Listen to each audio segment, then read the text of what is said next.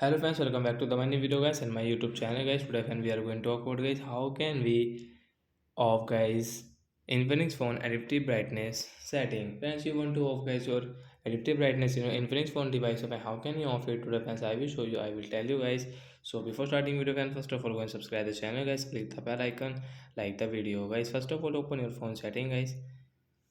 So after on phone setting guys, you can see this tab setting Infinix phone device. So friends, click on guys phone display and brightness setting guys. Tap on display and brightness. As you can see guys, your brightness level is 54. So first of all guys, we will off it.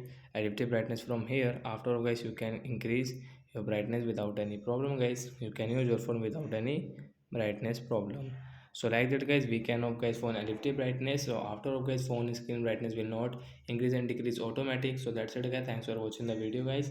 Bye friends. I hope friends you understood how to off adaptive brightness in Infinix phone device. Bye guys.